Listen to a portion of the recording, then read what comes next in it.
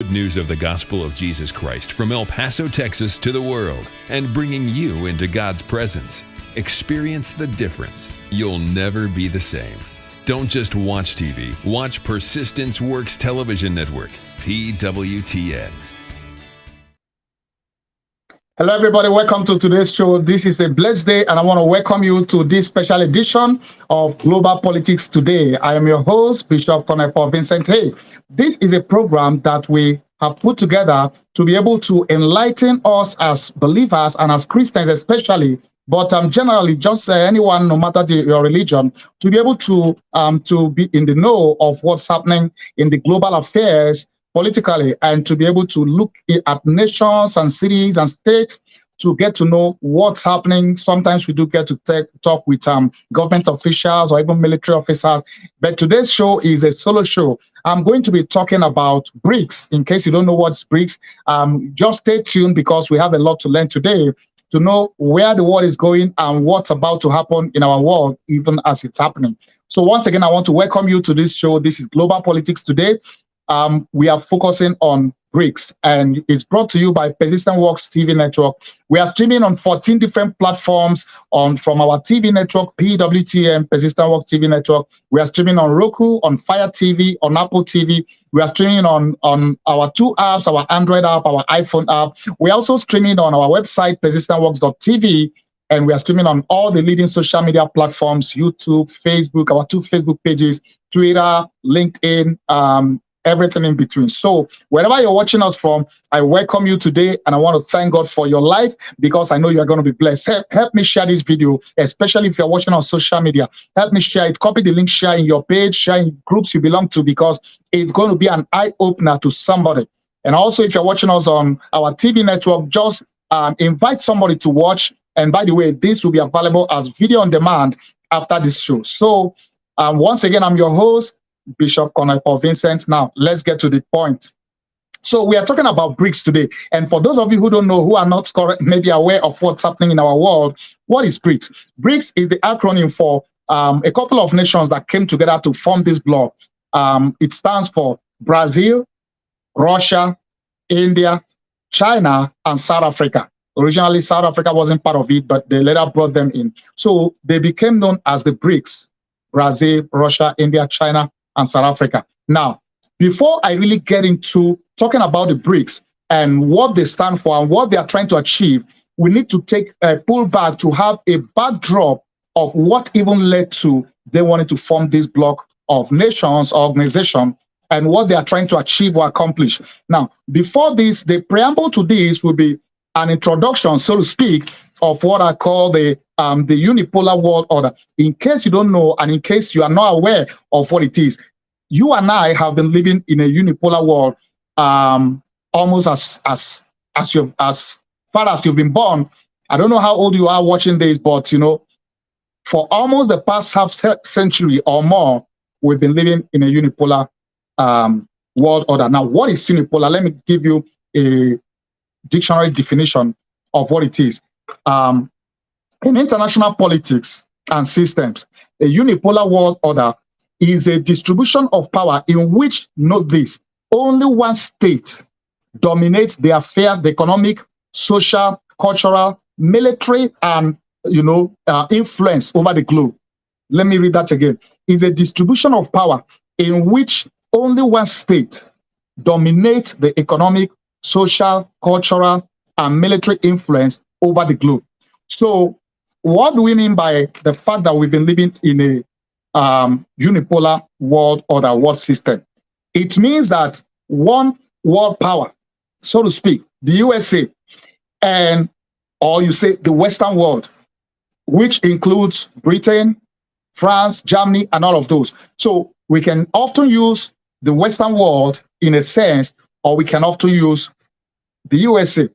Now, it controls in unipolar world system, the one state that is in charge, so to speak, controls or dominates every sphere, economic. Now, do you know that everything about the economy of this world is run under a unipolar world system? What does that mean? That means that your finance sector, your banking system, everything is run and operated under a unipolar, under a one system that controls. If they say you live, you live. If they say you die, you die. And that is primarily controlled through an organization called the SWIFT. In case you've not heard of the SWIFT, SWIFT stands for Society for Worldwide Interbank Financial Telecommunications. Now, it powers most of the money transfer transactions, bank transactions. If you are in Africa, maybe in Ghana, in Nigeria, you are sending money to Europe. If you're in US, you are wiring money to, UK, to France, anywhere in the world. The SWIFT system is the main medium that kind of powers, controls, runs the whole thing. And that means that if you are outside of this system, although if you are outside of the system, like some banks, you may still function, but you are regulated, you are controlled by it. And the other power of this is that the SWIFT system is used to impose economic sanctions on nations. For instance, Iran or Russia, when they don't do the bidding of the unipolar, unipolar world order, the powers that be, when they cross their path, they do what they don't want, they impose sanctions. When they impose economic sanctions, that means they can't transfer money using the bank system because it's controlled by SWIFT and they call the shot. So it's as if you are shut out of the world. Those nations are shut out of the world economic system. And that hurts their economy. That's one of the greatest tools, I would say, the US or the Western world has against any of these nations, short of the military, because you can literally bring an economy to a halt, of a nation to a halt. It also controls a lot of other sectors that we won't be able to get into. But the thing is, the economic dominance is, the SWIFT is a predominant tool that the Western world or the USA uses to dominate economically. Now, it also mentioned military. Now, you see, the military influence of the US is undisputably the most powerful. The US, let me just give you two quick facts about the US military. The US spends, like in this year, we call it FY, fiscal year. This fiscal year 2023, the budget for the US military is $1.77 trillion with a T. $1.77 trillion. That is the budget for. There are countries that don't have or spend up to that for the whole country, but that is the budget for the US military. The US military has over 750 bases around the world. 750. So undisputably, the US is the dominant military power around the world. I mean, countries like China, Russia are trying to catch up, but they are still far behind. So what does that tell you? The unipolar world order, the US military runs the show, and it's undisputable. I know that there are many other nations that have been trying to, play catch up, but it's going to be a while. Now, not only that, culturally, you see, and the thing is that whatever it is they choose to do or decide to do, the unipolar world system is as if everybody agrees. Look at the media.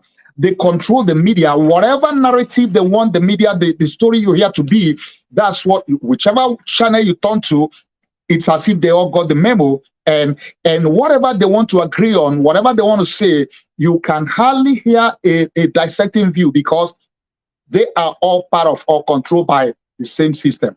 Culturally, the same thing. Have you seen the things they are trying to push down? Like, for instance, an African country may say, hey, you know what, we want marriage between a man and a woman. And then you see the powers that be, the Western world, led by the US. And of course, because US in recent years has become more liberal and have adopted policies that I'm not exactly sure how to put it, but are like almost setting a wrong example. And when some nations say, you know what, we don't want to follow your example, hey, they hit them with a fine, they hit them with sanctions, they withdraw support and what have you. So that is what happens when you have a unipolar world where one state calls the shot, or one bloc, the Western world, calls the shot, or the Western nations calls the shot, and you agree, fine. If you don't agree, you are in trouble. And this has been the case. So from the economic to the social to the cultural to the military influence, they dominate in every area. So you see a situation where some nations are trying to do their own thing or just live by their own rules. If you don't play by the playbook of the powers that be, the unipolar, the guys that control, the nations that control the world order, you will be in trouble. Now, this has been the case. Many nations have had. I mean, you can't really fight them, because you try to fight them, you have yourself to blame, because wherever you go. And another thing I should have mentioned, under the economic dominance, bodies like IMF, International Monetary Fund, the World Bank, they are all part of the tools they use to control, to impose sanctions, to control, to affect the economies of nations. And I know in many nations, many developing nations especially, IMF will always come out, the World Bank, hey, you need to adopt austerity measure. You need to devalue your currency. You need to do this, take out loan, to help your development. And you take out those loans and you can't pay back and you are stuck for life. And many countries, many African countries, many developing nations, they are paying the interest they are paying on the debt they owe to these organizations will take almost forever to pay. And servicing those debts affect how they run their country and what they are able to do with their resources. Now, that is a scheme, so to speak, of the unipolar world to keep many of these under check, under control. So what happens? At the end of the day, the economic, social, cultural, and military influence is dominated by one nation or one block of nations. So that is a summary of what it is to have a unipolar world, which we have been living in. Now, that brings me to the next point. Next thing I want to talk about. Now, as a result of this, a couple of these nations, which is China, Russia, India, Brazil, they all have, some have had, for instance, Russia have had, it has had its thing with the US for many years, with the West for many years. Now, the war happening in Ukraine has actually helped all of this because the Brics have started quite a couple of years ago. But in recent time, what's happened this August especially is what is making history to be made with this Brics. So let me give you a quick snapshot of what Brics has been or is all about. So I said that it represents, Brics stands for Brazil, Russia, India, China, and South Africa. Two of these nations, which is Russia and China, they are permanent members of the Security Council. When you are a permanent member of the UN Security Council, it means you have a voting right. You can veto now if they want to go fight a nation as a United Nations. The Security Council has to vote to say, hey, we're going to go fight this nation. If one nation that has a veto power votes and said no, UN can't do anything. I mean, the US can lead other allied forces, maybe Britain and France and all of those who will back them up to go and fight, but they can't go as United Nations, because once the Security Council votes, once a permanent member vetoes any of those kind of moves, that's the end. So these two guys are part of these two nations. They are part of these Brics. And what are they trying to achieve? Now, they had a conference just this past few weeks, last week, I think 24 to 26 or so of August. And in these, they now expanded their membership. They invited 6 other nations, namely Saudi Arabia, Argentina, UAE, which is United Arab Emirates, Egypt, Iran, and Ethiopia. They invited them to, come join them, be part of them, and those ones are now part of them, effective 1st January 2024. So there are 23 other nations that have applied, that are, a lot of nations are queuing up to be able to join, to be part of it. What are they doing? They are trying to provide an alternative to the unit. So in other words, we are trying to get into a multipolar world order. So they are not satisfied with the unipolar world order, whereby a country, US or the Western world, a block of countries, run the show, calls the show, tells them what to do, what not to do, and when they try to do their own thing, it won't work. Now, they are trying to create a multipolar world order. Now, a simple definition of this, once again, multipolar world order is a distribution of power in which more than 2 states have similar amount of power, economic, military, culturally, what have you. So more than 2 states now. So it's not just going to be the US, not just going to be the Western world, the Western powers. These are now block of nations that are now providing an alternative and trying to create a multipolar world order.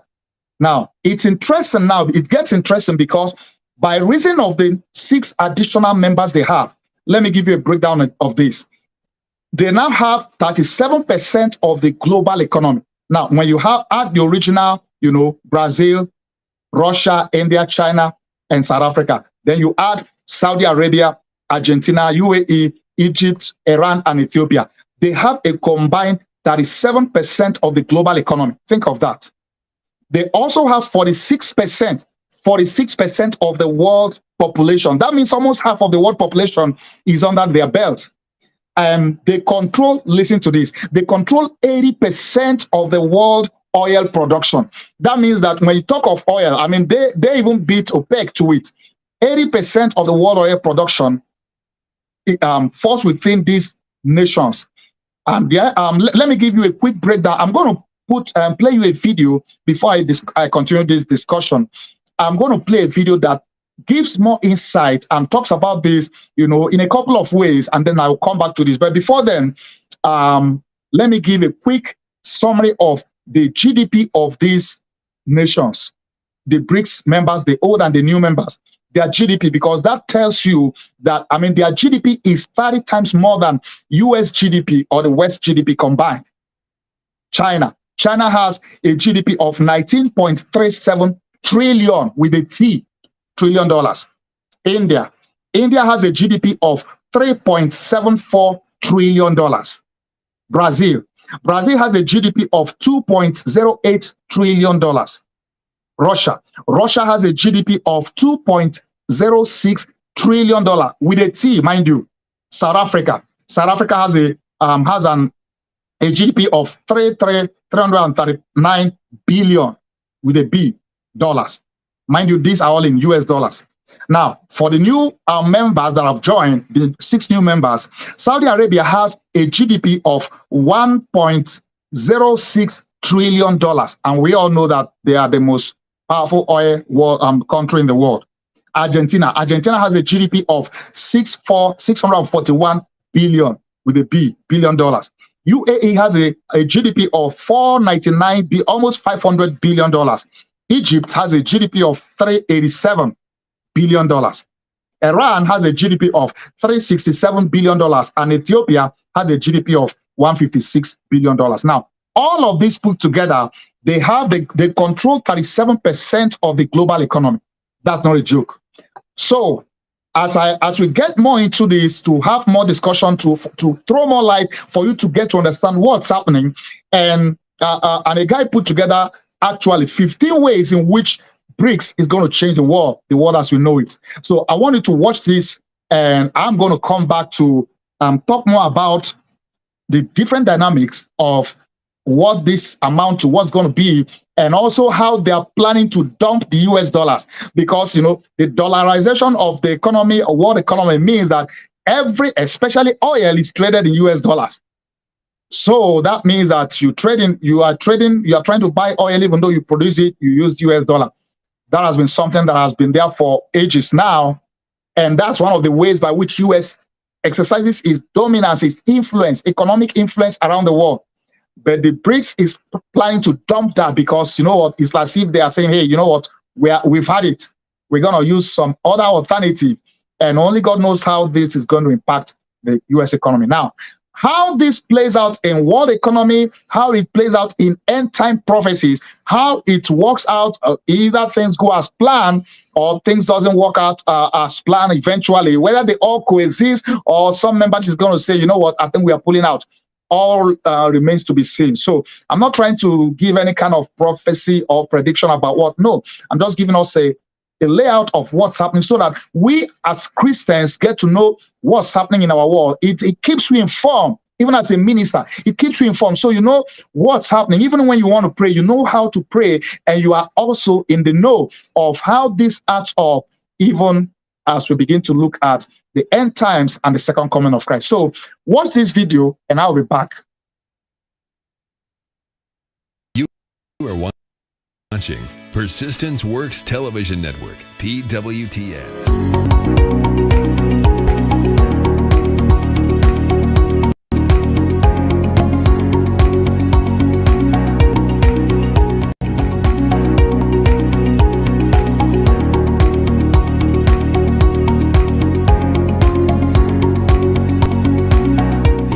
Brics group has no headquarters, no rule book, no procedures, no membership application process, but it's already changing the world. I've been talking to financial experts about the group, whose biggest members are India and China. Here are 15 things you need to know.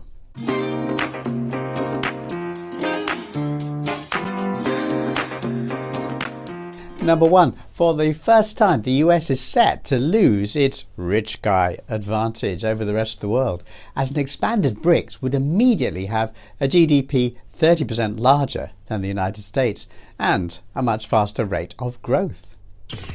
Number two, for the first time, America's oil advantages will be lost, as an expanded Brics would control 60% of global oil reserves. Number three, for the first time, a single cooperative group of people will control the majority of critical minerals that the world now needs. Now, America has ordered its businesses and those of certain nations to stop selling high-end chips that China needs for general development, not military development, but general development, as US scholars have confirmed. America's not playing a nice game there. Brics could play America's game, but with critical minerals instead. Number four, for the first time, an international body would have a genuine mandate to speak for the people of the world.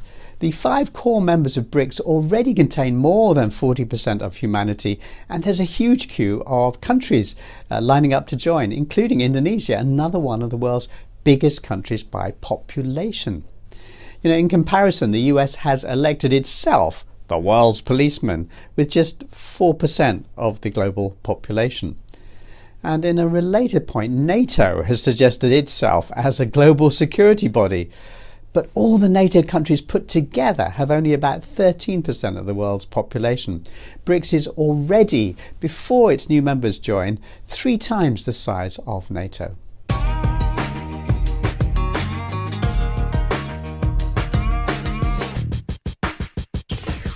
Number 5, for the first time, the people of the world have a chance to fix a massive problem.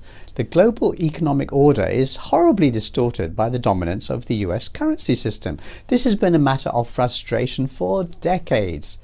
It was revealed this morning that 15 countries have applied to join the China-led New Development Bank, which is fighting for a fairer financial system for all of us. Number 6, for the first time, a non-Western grouping dominated by Asia has prospective applicants who are rich, such as Saudi Arabia, United Arab Emirates, and sizable in population and economic terms, such as Indonesia, Nigeria, Mexico. This makes the Brics big enough to make a difference in global policies and in influence and in UN voting. Number 7, for the first time, there's a chance to replace US groups which present themselves as international organizations, such as the World Bank and the IMF. You can replace them with actual international organizations, ones which genuinely serve the people of the world.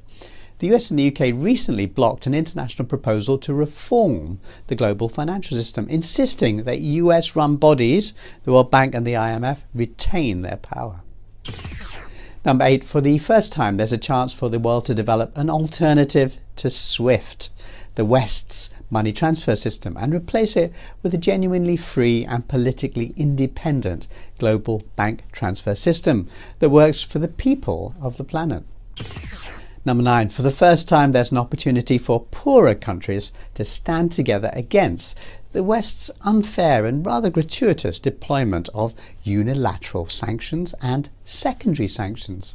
Now, these cause enormous harm to the innocent and have done for many, many decades. Number 10, for the first time, there'll be a body big enough to halt illegitimate actions favoured by certain Western countries, such as the seizing of other nations' assets, the freezing of other nations' bank accounts, the snatching of other nations' oil, and so on. Number 11, for the first time, discussion of the healthy growth of countries and the international economy will be free of the distorting Western lens. What is clear is there is a multiplicity of discussions on development and investment issues, and these conversations no longer all flow through a Western lens. That's what Sir Danny Alexander, a former British government minister, told the Financial Times this week. Number 12. For the first time, there will be a body big enough to point out that the imaginary rules-based order is the exact geopolitical equivalent of the emperor's new clothes. That much quoted list of rules doesn't actually exist. The people who keep using it as a verbal weapon, no, it doesn't exist. The people attacked by it, no, it doesn't exist.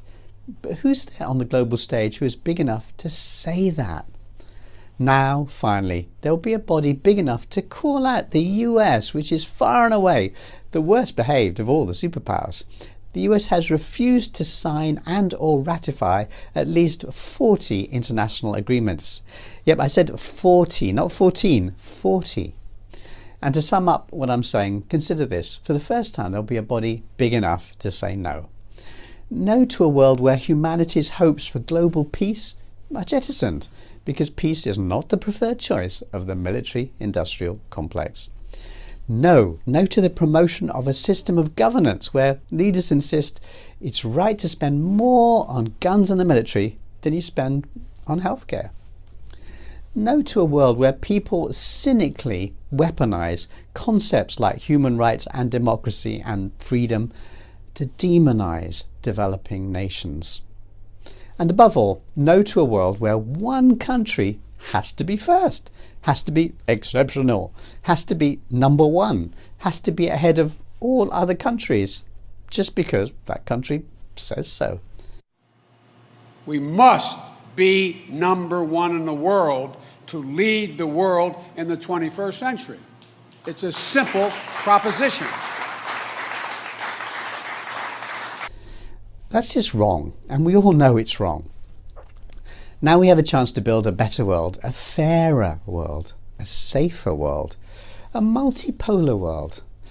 And that's why Brics meetings are so important, my friends, because those are the moments when everything changes. Saudi Arabia, the oil-rich Middle Eastern nation, has officially submitted its application to join the Brics alliance, according to a report by Bloomberg. This move signifies Saudi Arabia's intent to challenge the supremacy of the US dollar as the global reserve currency. Anil Suklal, the South African Brics ambassador, has confirmed that 4 other Middle Eastern countries, namely the United Arab Emirates, Bahrain, Egypt, and Algeria, have also expressed their interest in joining the bloc. These countries, known for their significant oil exports to the Western world, currently settle their transactions in US dollars. Discussions are underway regarding Saudi Arabia's potential funding of the Brics Bank, also known as the New Development Bank. If the Brics alliance accepts Saudi Arabia's financial contribution, it could mark the beginning of a new era of financial dominance, as the oil-rich nation would provide a constant cash flow to the bloc. Consequently, the US dollar's position as the global reserve currency would face a formidable challenge. Our country's going to hell, and we're not going to be the big bar. We have power, but it's waning. In fact, it's waning in terms of our currency. And I'm not just talking about the value of our currency. I'm talking about our currency being used throughout the world. You want it to remain. You want the dollar to remain the world's reserve currency. Well, I think it's bigger than losing any war. I think if it doesn't, look, we are already reverting to third world status in many ways. You look at our airports, you look at our terminals, you look at our filthy roads and broken roads and everything else. We're like a third world country. We have something that's very powerful, and that's our dollar all over. But you take a look at what's happening to it now with other countries not using it. And you know China wants to replace it with the yuan. And it was unthinkable with us. Unthinkable. Would never have happened.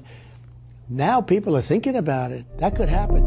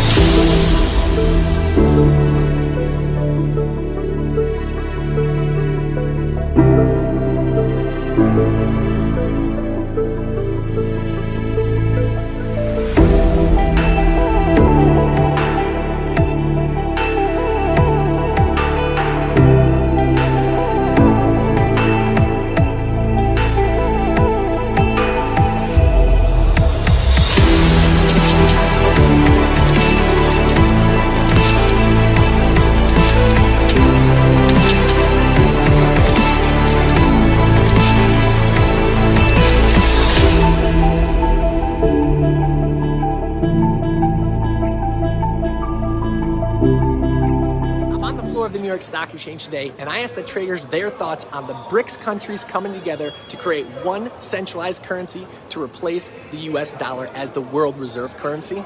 And they literally laughed at me.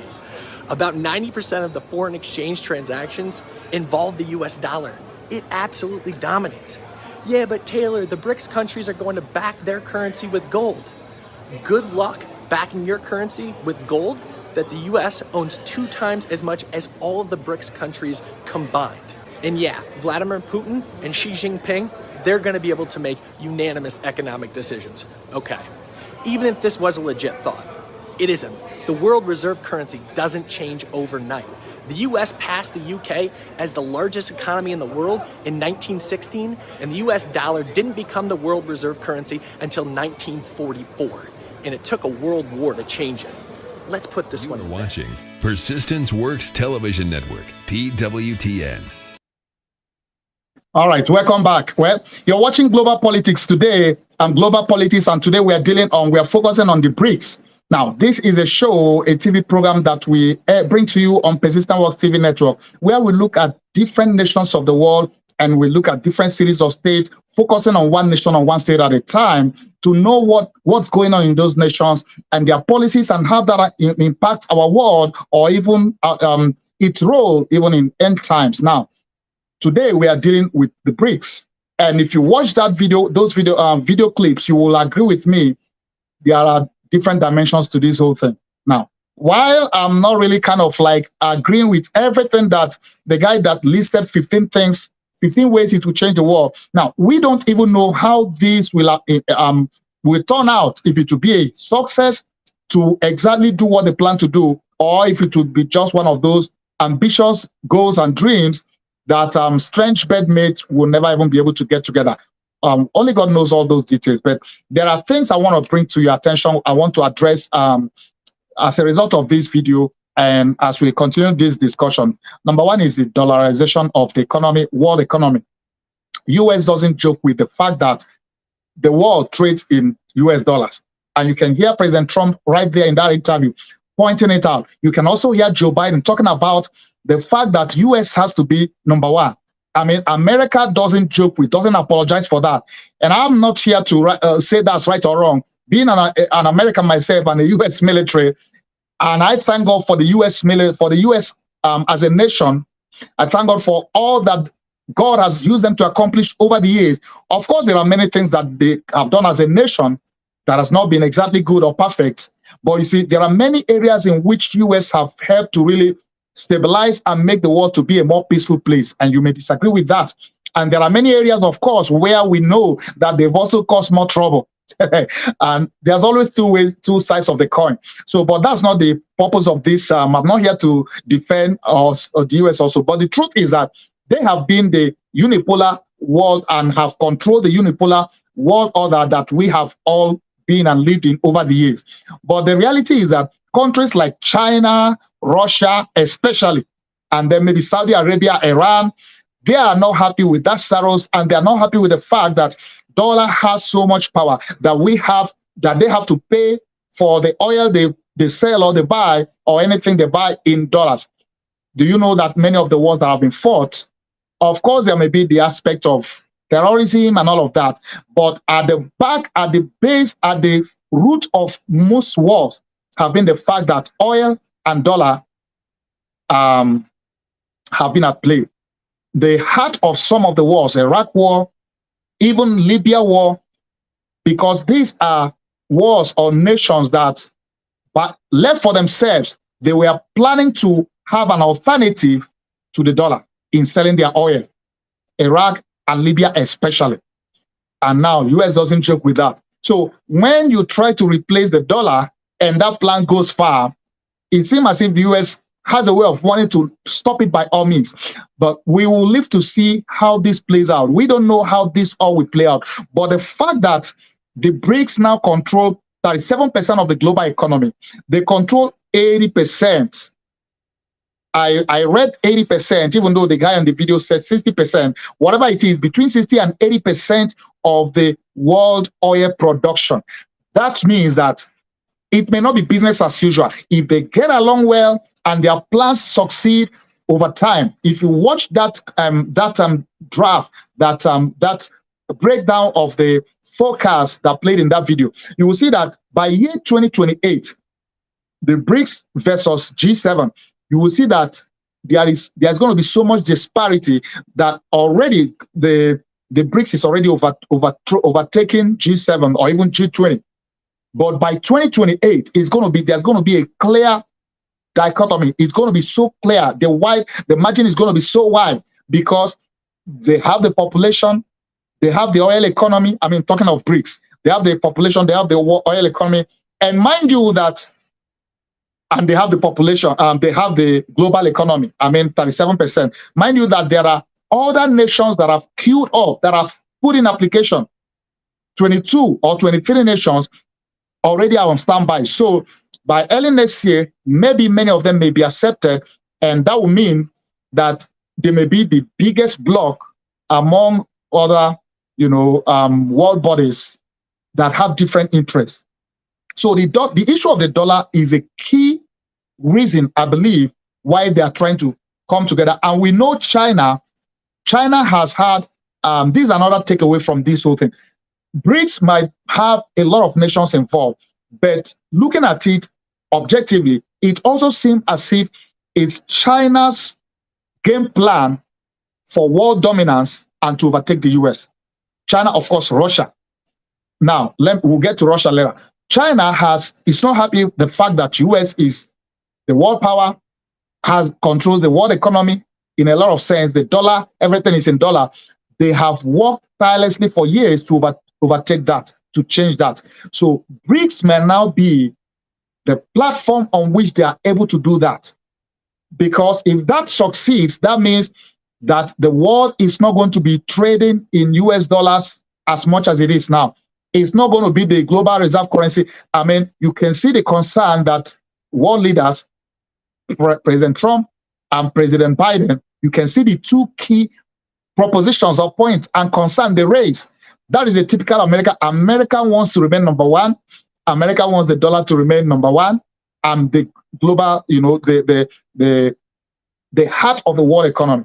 And you see the guy also in that video that was that the guys in Wall Street are literally laughing and like, hey, you know what?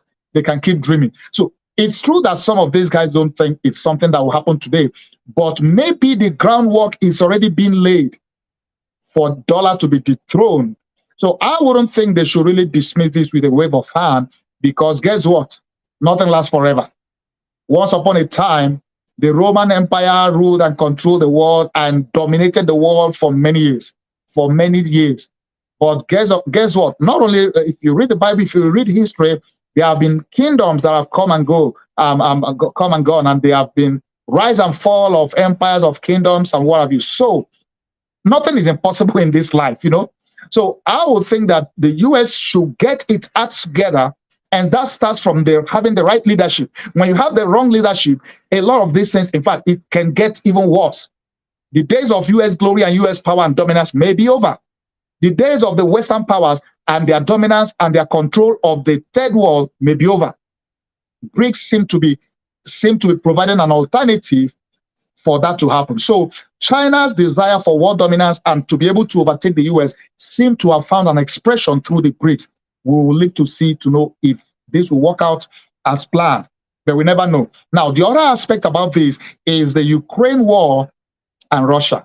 Now, if you follow global politics, world politics, you will know that this thing has been in the making for a long time, because through NATO is not Atlantic Treaty Organization. This was the body that, after the Second World War, that US and the Western world put together that say, hey, you know what, we'll kind of be like a police to checkmate any dictator or any nation that wants to, be a pain in the neck in our world. And US, I would say, is NATO.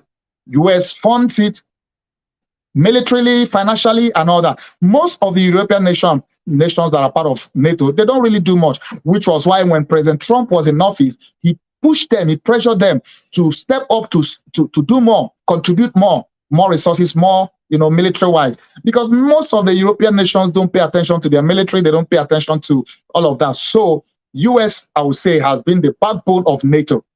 So when Russia under Putin sees NATO encroaching near its territory, now it's not comfortable. Russia is not comfortable having NATO, which by extension US, to be at its backyard. And I think where they missed it over the years in the foreign policy of the US and NATO and most of Europe, they will have really had a situation where they are able to look at, pay attention to Russia's concern, but they didn't. And in trying to have a NATO base, which is by extension a US military base in Poland, in Ukraine, I mean, it's like they are coming closer home. They are getting to their backyard, and Russia don't trust these guys. Russia feels like it's been threatened, and it's war with Ukraine. It's all about control and dominance, because they feel if NATO comes, or NATO or US comes under its nose, its own survival is at risk. Now, all of this led to the war in Ukraine. While there are other political issues involved on that throne, but this is the heart of it. Russia doesn't want NATO, US in its backyard, and US and Russia wants to be in his backyard, so as to checkmate them more. And so if anything happens, they are able to take them out. This has been the bone of contention. While Ukraine is the scapegoat, so to speak, but at the end of the day, you see that there is something bigger playing out here. It's all about control. It's all about dominance, which goes back to the unipolar world order, whereby the Western world, led by the US, wants to have and remain in control of everything, every area, that every nation, you either agree with them or you are taken out. Now, Russia now sees Brics as an opportunity. So not only China has its own agenda, Russia also now sees Brics as an alternative, a bloc that he can use to checkmate the West. In other words, mind you, remember that Russia has also been sanctioned. Of course, Iran has been sanctioned. Other countries in the past has been sanctioned when you don't do the bidding of the unipolar world order, US, the Western powers. At the end of the day, Russia now sees the bloc, these Brics, as an alternative, as a way by which they can actually fight back, so to speak. So that even if you sanction me, hey, you know what? I don't really care. Because now the new development bank they are setting up, if all things goes well, they won't really need the SWIFT anymore. They won't really need the Western banking system, because they will be able to do you can sanction them all they want. That doesn't affect them, because they are going to trade in their own currencies. They don't need the dollar no more. They are going to be able to use their own bank, new development bank, and their own system, an alternative to the SWIFT, to do whatever transactions and money transfers that your sanction won't have any effect on them. So in other words, the powers of the Western world or the US is going to be weakened to fight against the rogue nations, if I use the word rogue nation in quotes. And you see that the war has extended beyond Ukraine, Russia, because the whole of Europe is affected. You know that as the war started, they sanctioned Russia. And in sanctioning Russia, Russia fought back. Russia supplies Europe with over 40% of its energy. And I've always said to myself, Europe is in a situation where they are more concerned about global warming and not wanting to touch the environment, and yet they are drowning in a lot of areas whereby you have resources, you don't want to use it, but you want to get from somewhere else. Russia has been a major supplier of energy to Europe for years now. So this war have exposed Europe and their vulnerability, because Russia literally cut energy supply to them. In fact, some nations, a nation like Belgium, for instance, they literally, their parliament also, they kind of like pass a resolution that, hey, you know what? Because they were trying to sanction Russia. And one of them, I remember, said, we can't punish ourselves in the name of punishing somebody, because if you sanction him, Russia, at the end of the day, we will feel the burn the more, because much of their energy comes from there. And if Russia hits back, they are going to be in trouble. And already many of them are in trouble already. You can see energy costs and oil have skyrocketed across Russia. I know it's a global, everywhere around the world, energy price and gas price is up, but it's worse in Europe because Russia have cut their supply of gas. In some cases have stopped, some cases have cut the supply of energy, of oil to many of those. So now they are looking for an alternative, which brings us to Africa. What's happening in Africa is not a coincidence. You see, Europe has an alternative to be able to get energy, oil, gas from Africa. We are in Africa, starting from Nigeria to nations like Niger, to nations like, all of those nations that have oil and are willing to export it. And that is where the politics shift to Africa. And by the way, as I speak today, a military coup took place in Gabon, another former French colony. So when you see this happening, so at the end of the day, Africa as a whole, especially Francophone Africa, somebody once asked me, what's Francophone? Francophone are those African nations that were colonized by France. Many of them have been. I did in our last global politics, we focused on Niger, and by extension, we did a video actually, and did have a discussion about how France have continued to colonize. There is this part on continuation of colonization of these former African colonies. So many of these guys, they have resources, yet they are in poverty and they are not enjoying their resources. And France is milking them. They even use France's own currency. And France takes out $500 billion every year out of Africa. That's not right. That's injustice. That's wrong. So most of them have started waking up and are taking their own destinies, their own country back. Guinea, Mali, Burkina Faso, Niger, of course now Gabon. And I don't think that's the end. Many of them are going to go the same way because when the military sees that there is so much, it's like you are just puppet to the French government and they are making the people. And even if you are a slave, someday you have to. I remember one of my books is titled "It's Time to Rebel."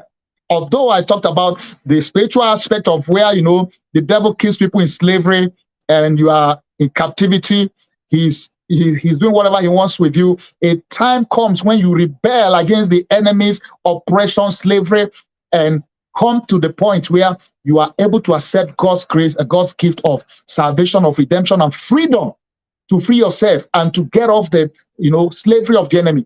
If you don't rebel, guess what? You could remain in slavery forever, all your life. So when you push people to the wall, they have to fight back. For instance, in Gabon, Gabon, where the coup just happened, the president has been in office since 2009 after his father died. His father was in office for 47 or 42 years. So that family has been in office for a combined 58 years of their 60 or 60-something years of independence. Why wouldn't somebody overthrow them? I mean, that's not democracy. People can that's democracy.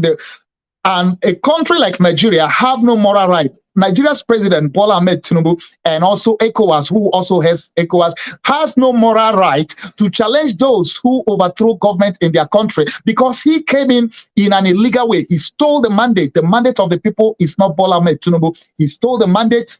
He rigged, he bribed his way through, he killed people. We are killed. These things videos are all out there. We all saw and followed and knew what happened. So he has lost the moral right to even challenge or to question or to say, oh, you can't do that. What the military guys have done in Mali, in Gabon, in Chad, Chad had theirs a longer time ago. In Niger especially now, the Nigerian president has no moral right, has no authority to challenge them because he has done even worse. They didn't kill people, they just took over power. But Bola Ahmed Tinubu, his boys, he killed, he instructed people to snatch the boss, run away with it, kill if possible, for him to be president with all the manipulations that happen. We are hoping that the the Presidential Election Tribunal will do justice. But if that doesn't happen, listen, if the military boys decide to say, hey, you know what, we are taking over because this is not right, how will you blame them? Because that was exactly what happened in Gabon. The military boys have watched how the election was rigged and everything, stolen, and he was declared winner. I think maybe they changed the constitution also for him to run as for a third term, and their tenure lasts either 5 or 7 years. So is that what you call democracy? When you manipulate, you steal, you rob, just in the name of having? No, I don't think that's the brand of democracy that Africa needs. And I don't think that anybody that got his power illegally, illegitimately, has any moral right to even lecture anybody about rule of law. So as we begin to round up, I just want to say that all of this playing out with Brics, we have no way of knowing how it will end. But we just, you can look at antecedent things that has happened in history, and you can make conclusions, you can make assumptions, but only God knows the future and what's going to happen. But you see, in all of this, the bigger picture is this: the coming of Christ is at hand. And while we draw closer, Jesus already has given us a snapshot of what's going to happen. He says, nation will arise against nation. There will be wars and rumors of war. We can't pray these things away. There will be earthquake. All of these things, as they happen, even if we pray for world peace and pray the kingdom come, the words of Jesus must come to pass. We can't pray it away. That is why we pray and hope for world peace, we can expect that war and rumors of war will keep happening as the coming of Christ draws closer. Nations will rise against nation. These are part of what the Bible says will happen. We can't wish it away. We can't pray it away. So all of this, why Brics try to provide an alternative to the unipolar world order. Now, in this multipolar world, we don't know how this will work out. China, Russia, India, are they going to be good bedmates, strange bedmates? Are they going to be able to put aside their differences for a long time? And Iran and Saudi, some of these people have differences already, but by themselves. Saudi and Iran don't see eye to eye. India and China also often have their issues, and other nations that will be joining eventually. So you will see that these may be strange bedmates, but they may put aside their differences to be able to work together to provide an alternative. And you see, the coups in Africa is primarily because they are now seeing an alternative. So most of them are seeing Russia as a new partner, an alternative to the French colonial masters who have exploited them for years. And the fact that Russia is in war with Europe, and the fact that Russia sees Europe as trying to use Africa as an alternative to getting energy where they fail to get from him, Russia's mission is now to go, make sure that African government, the new ones especially, kick out France and kick out most of the Western powers. It's already happening. They've kicked France out in Mali, in Burkina Faso, and Niger now. And that's already, if you follow world news, you know that is what's happening right now. They are trying to, France have refused to leave their embassy, the military, but the Niger government and the people have threatened that they are going to kick them out by force if need be. They've called down cut power and water to the embassy. Now, at the end of the day, you see that the people have the final say. You can't, as a world power, as a colonial master and whatever, you can't come and impose yourself, impose your authority and insist that this was going to happen. No. They are a sovereign nation. What's best for them should be determined by them.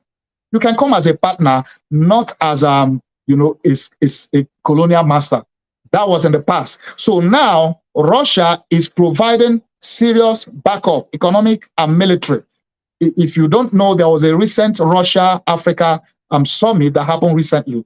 And that is all part of Russia's inroad to Africa, which at the end of the day is going to end up making the West, Paris, France especially, to be kicked out and to be losing a lot of ground. So maybe Russia may be the new partner for Africa in a lot of ways.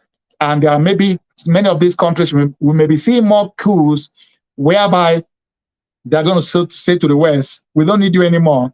Oh, welcome Russia. Now, how all this plays out, we don't know, but we are hoping for the best.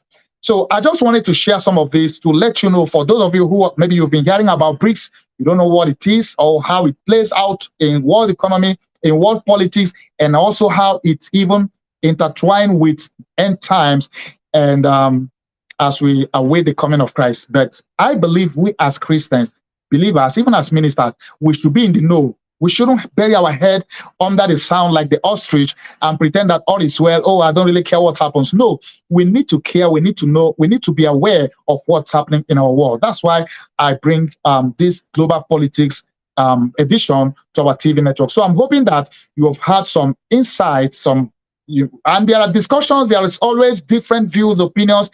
You are also right to hold whatever opinion. You may disagree with some of the analysis I've given or some of the videos you've watched, but whatever it is, hey, it's a free world. You are free to hold your opinion, but in any case, let's see how it goes, and we pray for the best and for the peace of the world.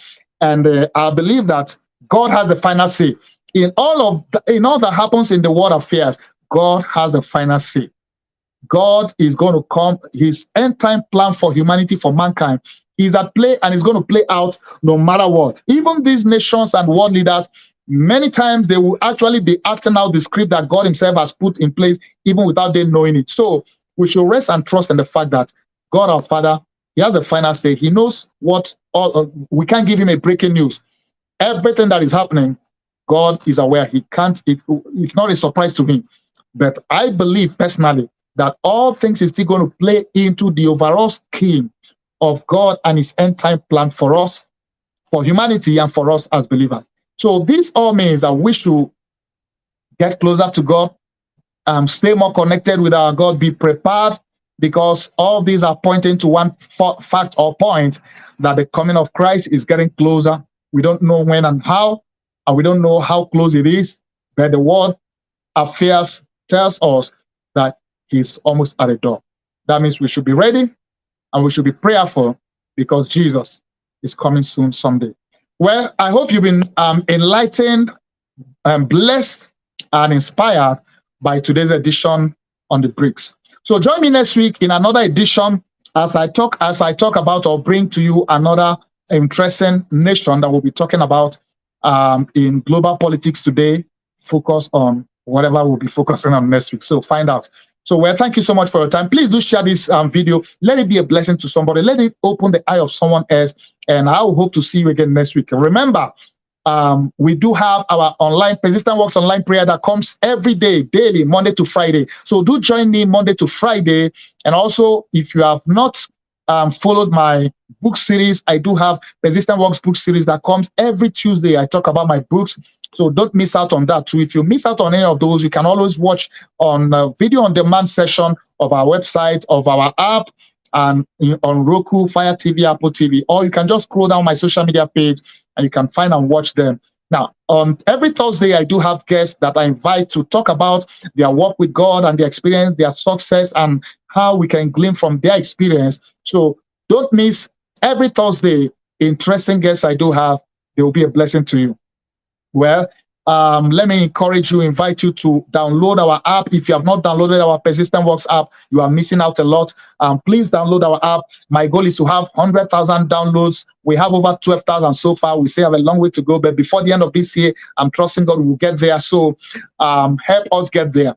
Now, if you have Roku, download or add us as your favorite channel, so that when you're on the TV, you can easily, click to watch without going to search for us.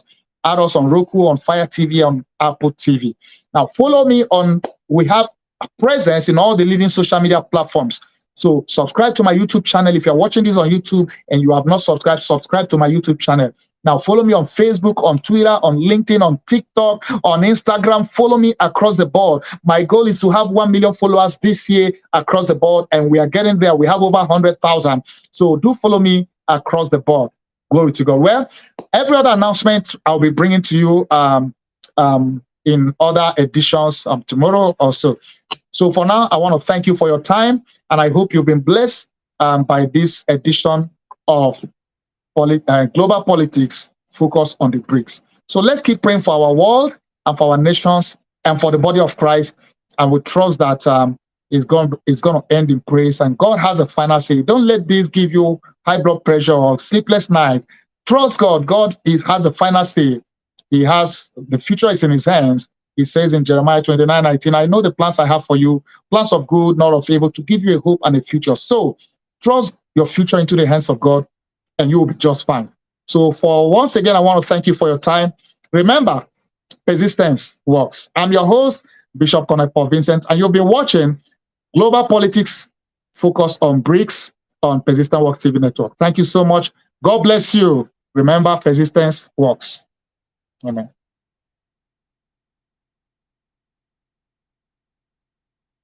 Watching Persistence Works Television Network, PWTN. Founded by Dr. Paul N. Vincent, preacher, teacher, and prolific author of the popular Persistence Works book series, broadcasting the good news of the gospel of Jesus Christ from El Paso, Texas to the world, and bringing you into God's presence. Experience the difference. You'll never be the same. Don't just watch TV, watch Persistence Works Television. We hope you've been blessed by today's TV broadcast. Join us again for our next TV broadcast. If you have a testimony of how you've been blessed, please let us know. Send us an email at persistenceworkstv@yahoo.com. Please support our TV network with your donation to help us reach the nations with the gospel. You can give through PayPal, Zelle, Cash App, or online at www.persistenceworks.tv. You can make your checks payable to Vincent Paul Ministries International at 11829 Gwen Evans Lane, El Paso, Texas 79936, USA. Attention, pastors and bishops. If you want to air your church or ministry program on Persistence Works TV network, or you want to promote your product or services, contact us today. Send us an email at persistenceworkstv@yahoo.com. Download our Persistence Works TV network app in the App Store or Google Play Store. Also, add us and watch us on Roku, Fire TV, and Apple TV. Read our Persistence Works magazine and enjoy great content. Simply visit the settings page of our Persistence Works TV network app, click on the button to read the electronic edition of the magazine. To order the print, ebook, or audiobook editions of our Persistence Works book series, visit the settings page of our Persistence Works TV network app. Follow Bishop Colonel Paul Vincent across his social media platforms: Facebook, X, TikTok, Instagram, LinkedIn, YouTube, and Truth Social. For more information about PWTN, visit www.persistenceworks.tv.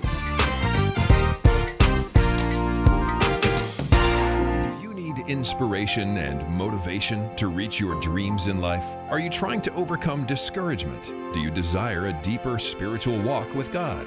Do you question your destiny? Then the Persistence Works book series by the prolific author and international speaker Dr. Vincent N. Paul is written for you and is now available in paperback, audiobook, and ebook. Order today by calling 866-909-2665 or go online, persistenceworks.com.